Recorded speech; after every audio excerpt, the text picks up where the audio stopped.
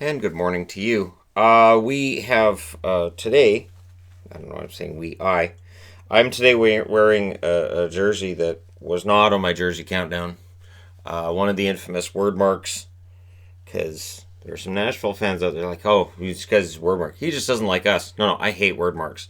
This jersey is number whatever is the bottom of my count right now. This is the lowest ranked jersey I have. Interestingly enough, it's a tribute, an homage to the New York Mets.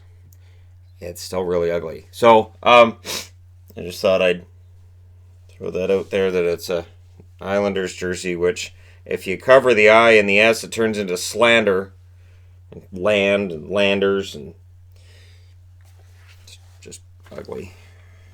Anyways, all right, it was just why I had to have it. When it went on sale for, I think it was $30, got this for. Yeah, I had to have it.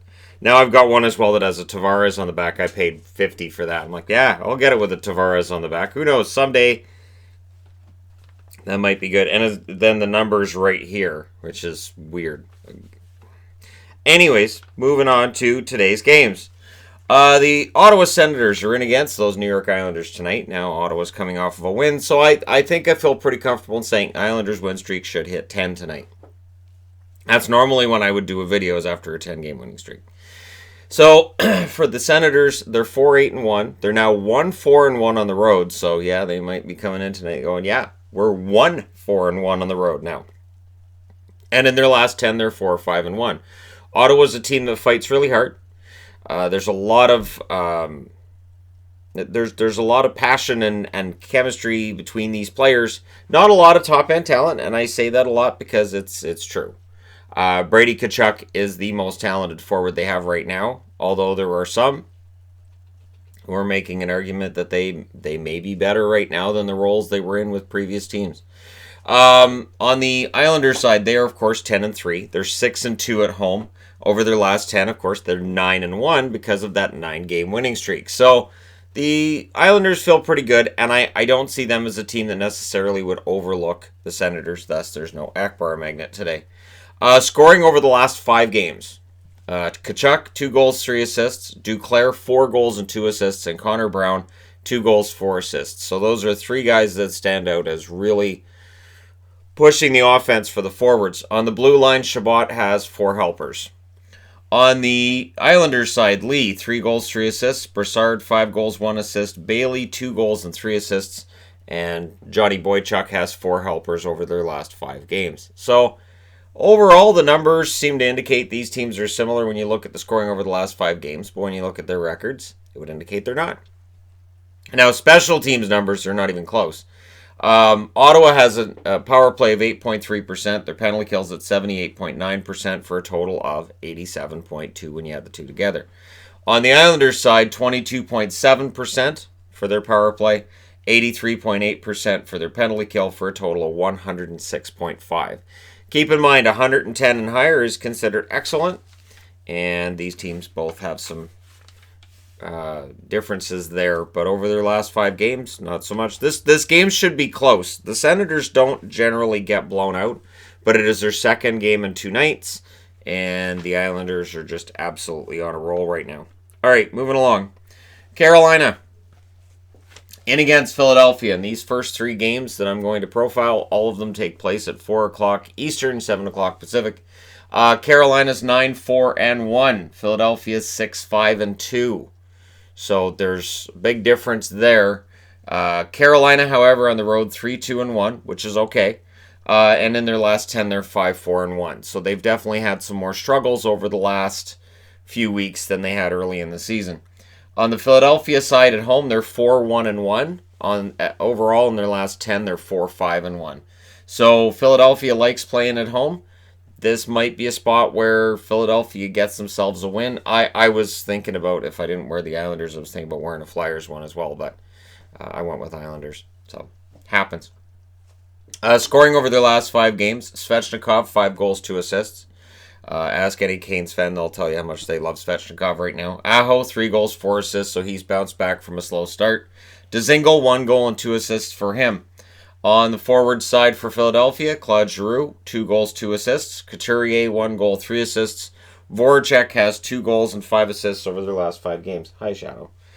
On the blue line, Dougie Hamilton, 1 goal, 5 assists for Carolina. Provorov, 1 goal and 3 assists.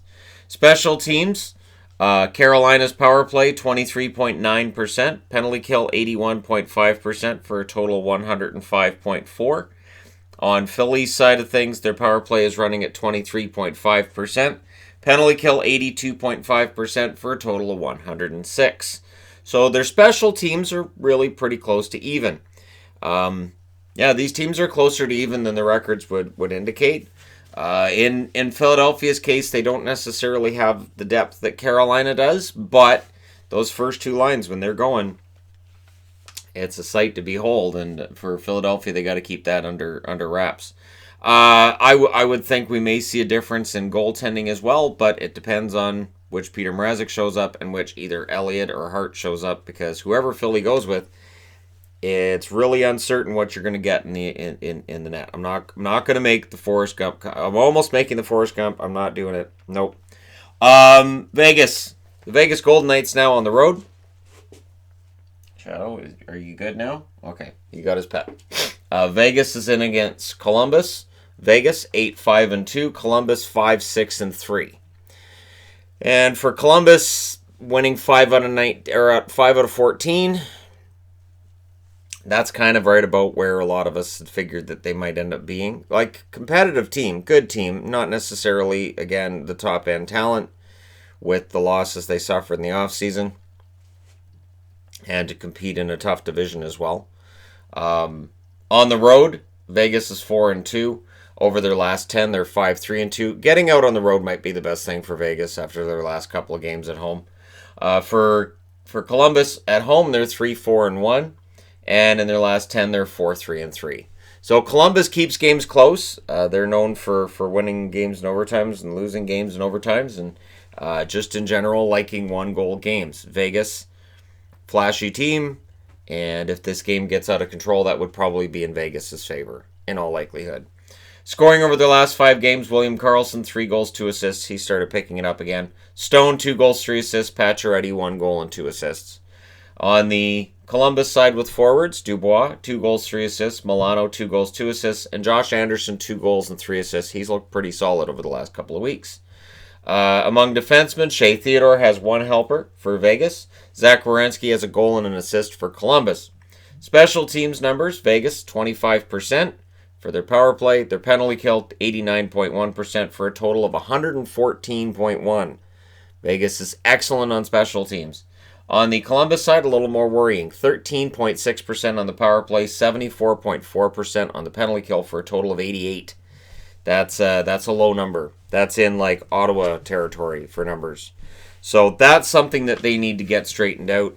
It is something I'm sure that drives Tortorella nuts. But in general, he's been quite decent about the start for the team. He really seems to understand that things have to be done different this year. He's not being anywhere near as harsh with his team as he would have been last year or the year before with a record like this. So good on him for understanding he has to temper expectations and approach things a little differently. Next up, Boston. The Bruins tonight. This game starts at 4:30 Pacific, 7:30 Eastern. The Boston Bruins 11-1-2. They're in against Montreal 7-5-2. This might be a spot where Boston could come up short in a game. And I say that because, it's Montreal. And Montreal always frightens me. Now, last year, Boston had very little trouble with Montreal. But every year is different. On the road, Boston's 4-1-1. They're 8-0-2 in their last 10. And again, at some point, they're just due for a loss. They didn't have that last night against Pittsburgh. It did look after the second like it was coming, but they had the comeback in them. On the Montreal side, at home, they're 3-3. Over their last 10, they're 6-4. Montreal winning 2 of 3 last week, and they should feel pretty good going into tonight's matchup with Boston, the most hated rival over their history, or would that be Toronto? See, I think they've met Boston in the playoffs far more than Toronto, especially over the last, since expansion in '67. So yeah, I think Boston's number one rival for Montreal, no offense to Toronto. Scoring over their last 5 games, Marchand, 5 goals, 9 assists. It's been insane. Pasternak, 4 goals, 8 assists right there with him. And Charlie Coyle, 2 goals and 1 assist for him. On the Montreal side with the forwards, Gallagher has 3 goals. Drouin has 4 goals. Armia, 2 goals and 2 assists. On the blue line, Carlo, 2 goals and 3 assists. Weber, 1 goal and 3 assists on the blue line for Montreal. Special teams. Well, Boston's power play, 30.6%. That's pretty good. Penalty kill, 86%. That's a total of 116.6. That's insane. On the Montreal side, the power play's been good this year after an abysmal power play last year, 20.8%. Their penalty kills needed some work, 69.8% on the penalty kill for a total of 90.6. So, that being said, I now get to change boards. All right, next up is LA. They're in against the Toronto Maple Leafs tonight. This is a very interesting matchup in that LA's 5-9. They show flashes here and there of being a pretty good team, and then they aren't most of the time. On the Toronto side, they're 7-5-3, and they show flashes of being a really good team, and lately the results have been mixed. So, of course, tonight it's going to be about who's in the lineup for Toronto and how everybody's together, and it's going to be great except Zach Hyman. It's going to be great, and we'll see how things go. Away from home, LA's 2-5. Over their last 10, they're 3-7. At home, Toronto is 4-2-3. So, part of what I think doesn't help the Toronto Maple Leafs with this start they've been off to is that they're losing more at home than they're winning. And so where the media glare is brightest, that's where they're losing some big games too. Over their last 10, they're 5-3-2. So, yeah, they've had their struggles, but they're still 500 in their last 10 games if you go with 5 wins, 5 losses. If you don't go with it that way, they're 2 games above 500 in their last 10. It's not that bad. Over their last 5 games, Kopitar, 3 assists, Kovalchuk, 1 assist, and Brown, 2 assists. These are 3 veterans that need to score some goals. And Kovalchuk has been, to me, it's alarming. It is alarming to see how much Kovalchuk has slipped. And, yeah, that total over the last 5 games really shows that. I was actually kind of surprised Kovalchuk has an assist in the last 5 games. I don't remember putting his name on the board, so that's telling. On the Toronto side, Austin Matthews, 3 goals, 2 assists. He will be definitely watched through the telescope this year, and whether it's fair or it's not, that's what he signed up for, and that's what happens when you go to Toronto. Nylander, 3 assists. He has not quite had the bounce back so far that I had expected him to have. I didn't think it was a big deal. Yeah, he'll bounce back to probably at least 65 points, maybe even 70. Right now, it's not looking like it. Marner, 1 goal, 4 assists for him. A lot of criticism thrown his way as well, but he's still a point a game in their last 5 games. On the blue line, Drew Doughty, 1 goal, 3 assists on the LA blue line, and he's been solid. He does have some issue, I think, but I think it's more along the lines of his team that's the problem, not really him. And Tyson Barrie with the 1 assist in the last 5 games. He stands out for Toronto. They picked him up for Nazem Kadri, and the idea behind that trade was they were putting more offense on the blue line to take some pressure off Morgan Riley. Well, Riley's being worked more than ever, and Barrie kind of looks lost and is admitting he's still finding his way. So hopefully that happens soon for him for Toronto. On the special team side, LA's a disaster. They've got a power play of 9.1% and a penalty kill of 67.3% for a total of 76.4%. That's just abysmal, and just their overall numbers are terrible. On the Toronto side, their power play is clicking at 18.8%. Penalty kill 75.9%, so their total's 94.7%. Could it be better? Yes. Is it awful? No. Not yet. Next up, New Jersey. So the Devils are in against Winnipeg. The Devils 3-5-4. I don't know. And again, you can look at it and say, well, they've only won 3 out of 12. Or you can say they've only lost 5 in regulation out of 12, and they seem to be getting it together. Depends how you look at it. On the Winnipeg side, Winnipeg's 8-7. For the Jets, yeah, we'll see where things end up for them, because now they're back home. They seem to play better on the road than at home, or at the very least, they have better puck luck on the road than they do at home. On the road, New Jersey 1-3. So that's to the benefit of the Winnipeg Jets. New Jersey on the road, only 1 win in 4 games. Over their last 10, they're 3-4-3. Whereas Winnipeg at home, they're 3-4. So like I said, they're not as good at home as they are on the road. And over their last 10, they're 5-5. So again, it's the one up, one down mentality. They need to string some wins together because at some point, being 500 means you're dropping out of the playoff race. Scoring over their last 5 games, Kyle Palmieri, 3 goals, 3 assists for New Jersey. Hall, 1 goal, 6 assists. Hischier, 1 goal, 3 assists on the Winnipeg side. Kyle Connor, 2 goals, 5 assists. Brian Little, 2 goals, 3 assists. He is very underrated, that Brian Little. Nick Ehlers, 4 goals, 2 assists. He's been solid from the first game of the season right through to the 15th. Ehlers is playing the best season he has in his entire career. That's how I feel about it anyways. Defense, Vatanen for New Jersey, 3 goals, 2 assists. Pionk with 3 assists. He's been excellent for Winnipeg. I do think they're overworking him, but it's worked so far. Special teams. Neither team are going to be happy about these numbers. New Jersey, 14.9% on the power play, 75% on the penalty kill, total of 89.9%.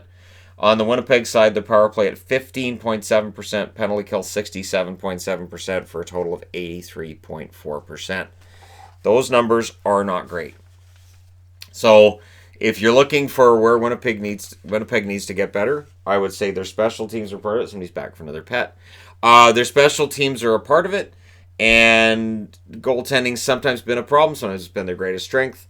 And overall, for Winnipeg, they just need to continue to work with this blue line, which apparently they want to make sure there's as much experience on as possible. I think that's why Niku and Heinola have been cast aside and not used as much as was expected when the season was starting. All right, moving along. Can I move along, Shadow? Or I promise I'll pick you up and carry you around after the video. Okay, I promise. It's cute when they're kittens. It's cute when they're kittens and you pick them up, carrying like, I got a ball of kitten in my hand, look at this.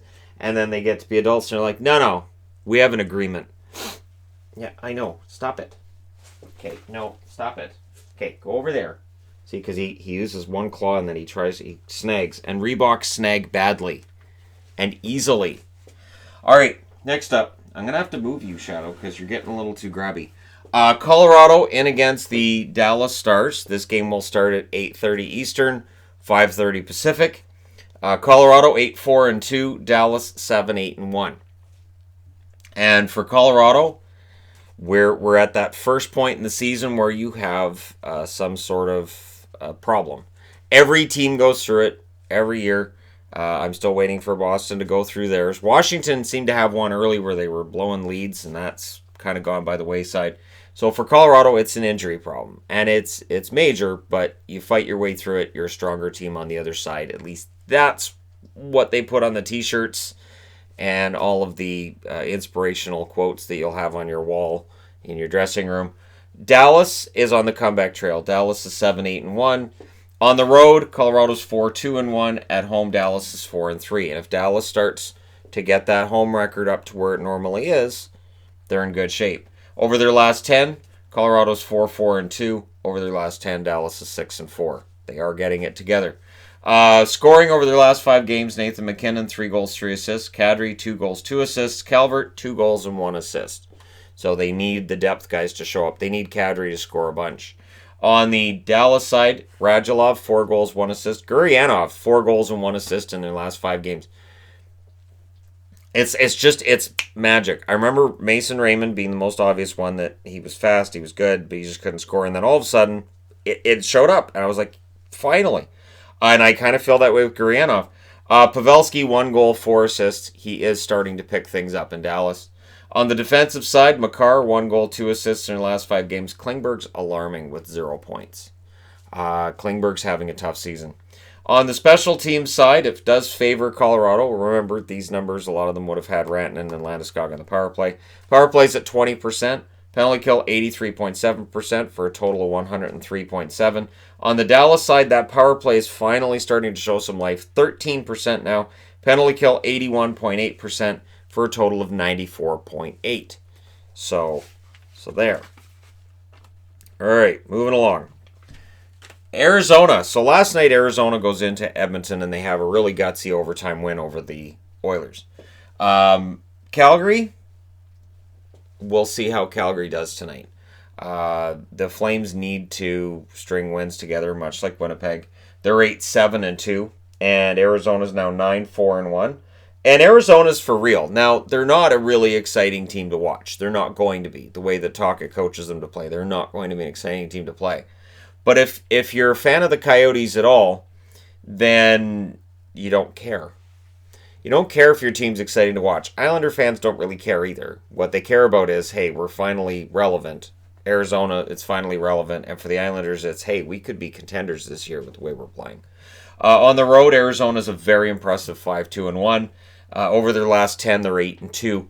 On the Calgary side of things, at home, they're 4-1-1. Over their last 10, they're 5-4-1. So Calgary is in the midst of a struggle. Over their last 5 games, Kessel, 1 goal, 3 assists for Arizona. Grabner, 2 goals, and Schmaltz, 1 goal, 3 assists for the Coyotes. On the Calgary side, Gaudreau, 5 assists. He is wanting a goal badly. Lindholm, 4 goals, 3 assists, and Tkachuk, 3 goals and 2 assists. On the blue line, Jason Demers, 3 assists for Arizona. Mark Giordano, 1 assist for Calgary. So, despite all of their best efforts, the offense does seem to be lagging at times. And if it wasn't for Lindholm right now, who knows where they'd be at? And Tkachuk. Tkachuk with fantastic buzzer beater shots. Power plays. On the power play, Arizona's at 20.9% right now. That's fantastic. Penalty kill 82.5% for a total of 103.4. So the power play's shown up this year, and their penalty kill is still decent. It's not as great as it was last year, but that really wasn't something you could maintain year over year. On the power play side for Calgary, 15.4%. Penalty kill 86.9%. So because of the excellent penalty kill numbers, they come out to a total of 102.3. But, this game is going to be, I think, close. Where it may favor the Flames a bit is that Arizona played last night, and they're on the road. So, Calgary should be able to win this game tonight. This is one of those ones that you look at and go, should. But there have been Calgary games you could look at and go, well, they should win this tonight, and they haven't. And that's been a problem. That being said, I need to change boards again. All right, we've got 3 more to go, and then we're good. The St. Louis Blues are in against Vancouver. This is a big test. So, Vancouver fans saying, you're being too hard on the Canucks. And then other people are saying, he's being too nice to the Canucks. They won games in California. Who cares? When you know the history of Vancouver in California, it makes a difference. That being said, St. Louis is going to be an excellent challenge for the Vancouver Canucks tonight. Vancouver, we'll see what happens with this one. On the road, St. Louis 4-2-1 over their last 10, 6-2-2. And when I was looking for which games I wanted to go to this year, this was one of the ones I really wanted to see because ticket prices in Vancouver for the St. Louis game were actually pretty reasonable. At home, Vancouver with their 9-3-2 record, which is almost exactly the same as St. Louis's 9-3-3. Vancouver is 4-0-1 at home, and over their last 10, they're 7-1-2.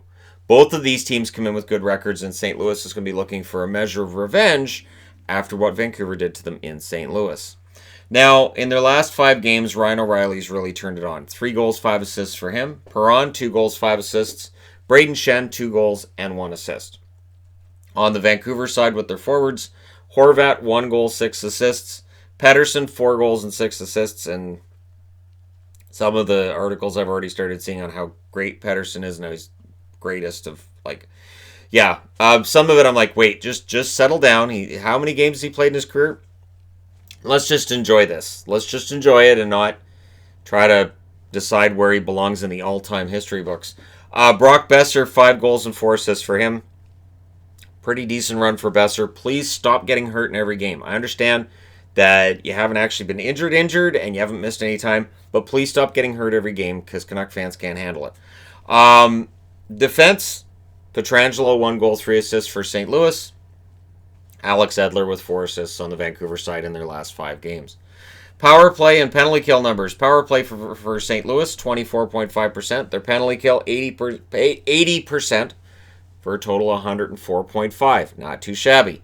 On the Vancouver side, their power play is at 23.3%, which it doesn't feel like it, does it? Vancouver's power play could be a total disaster or fantastic. Now, part of what's going to drive that is the night they went 4 for 6 against LA. Well, LA is really bad at killing penalties, so that number might be a bit inflated. But their penalty kill number is not. They're at 88.2% for a total of 111.5. So even if the power play number comes down a bit, they're still doing very well on their special teams. Their penalty kill's been very, very good. So, that being said, moving along. Minnesota. Yes, the Wild. 4-9-1. Trudging along into Anaheim. Anaheim's now 9-6-1. And Anaheim, the struggle is real. On the road, Minnesota's 1-8. That's ugly. It's just ugly, 1-8 on the road. You don't want it to go to 1-9. In their last 10, they're 4-5-1. If I was betting, gambling, I would kind of be leaning towards Minnesota just because this number is too good. And at home, the 9-6-1 Anaheim Ducks are 6-1-1 at home. So I kind of think these numbers are too skewed, and so I would kind of think a Minnesota win in regulation would even them out a little bit. Over their last 10, Anaheim's 5-4-1. They definitely have had their struggles. Over their last 5 games, Stahl, 2 goals, 3 assists. Zucker, 1 goal, 3 assists for Minnesota. And Zuccarello with 2 goals and 1 assist. On the Anaheim side with their forwards, Getzlaf, 4 goals, 2 assists. Henrique's number kind of partially worn out, either rubbed out by my finger or something when I brought the boards from my bedroom into here. 3 goals. Rowney with 3 goals as well. On the defensive side, Dumba with 2 assists in their last 5 games, and Cam Fowler with a goal and 2 assists. Over this season, their special teams numbers, Minnesota's power plays at 19.1%, their penalty kills at 82.2%, which means it's a total of 101.3. Now, on the Anaheim side, sorry, I had a sneezing fit there. Anaheim side, power play 10%, penalty kill 81.3% for a total of 91.3. So, overall, the special teams actually favor Minnesota. Again, this to me looks like an upset. I don't think Minnesota's playing as bad as the win-loss record would tell you. And I think Anaheim's struggles have... I don't know. I think there's still some issues with Anaheim. And the turnaround they had early... Well, we'll see if they can get back to it. And last up, Chicago in against San Jose. So all 3 of these games start at 7 o'clock tonight. They'll all be over around 9:30 unless there's overtime or a shootout. Chicago 4-6-3, San Jose 4-10-1. So if you're going to stay up late on the East Coast, I recommend this game. This game here on the road, Chicago's 1-3-1 over their last 10. They're 4-4-2. At home, San Jose's an uninspired 2-4. And keep an eye on the seats in San Jose because I have talked a lot about, this team doesn't have... Look at all the empty seats in Carolina. I did that last year and the year before. Look at all the empty seats in Florida. And I don't say it anymore. But I have to call out San Jose a little bit for this. They've been a really good team for over a decade. And they're having a rough time. And I don't know what it is, but I noticed a lot of empty seats in the last game. They're 3-6-1 in their last 10. Now, forward group, Kane, 1 goal, 3 assists. He seems to be getting it together. DeBrincat, 2 goals, 2 assists, and Kubalik with 1 goal and 2 assists in their last 5 games. LeBanc, 2 goals and 2 assists for San Jose. The alarming thing is that both Marleau and Thornton have 0. Marleau and Thornton are not providing offense, and what's more alarming with Joe Thornton is his frustration is becoming more and more visible with each game. So Evander Kane, you're going to expect him to be beaking off during the game and talking a lot during the game. But Thornton, it seems to be a little bit more than usual this year. So we'll see whether or not that continues to be a thing. He just doesn't seem to be very happy right now. And you shouldn't be happy when you're losing. It just seems to be bothering him a lot. Duncan Keith, 2 assists in the last 5 games for Chicago. Burns, 1 goal, 4 assists. He's not having a problem offensively. It's everybody else. Erik Karlsson has 2 assists in the last 5 games, so his offense has not been as effective as Burns. On the special teams front, well, power play, Chicago's is at 12.8%. Their penalty kill 79.1%, so a total of 91.9. On the San Jose side, their power play's at 22%. Their penalty kill's at 89.6%. Who expected that? Because usually your best penalty killer is your goaltender, and the goaltending has had poor numbers in San Jose. So these special teams number at 111.6, that's a surprise. So San Jose is getting killed at 5-on-5. And we're going to have to see whether or not a couple of veterans are able to dig them out. When they signed Marleau and that energy they got from the first few games Marleau was in seemed to make a huge difference. And now we've kind of gone back to that malaise again in San Jose. So we'll see if Chicago can take advantage of this. For the Hawks, it's been a decent road trip so far. It's been much better than Hawks fans may have expected. And if they can win in San Jose tonight, it gets that much better for them and that much worse for San Jose. We'll see what happens, because the fact that San Jose's 4-10-1, nobody predicted that. And here we are. Let me know your thoughts and winners and all that kind of stuff in the comment section below as always. Don't forget to hit like and subscribe if you're browsing your way through. You just happened upon this video. Thank you guys so much for watching, for all your support. I will talk to you again soon.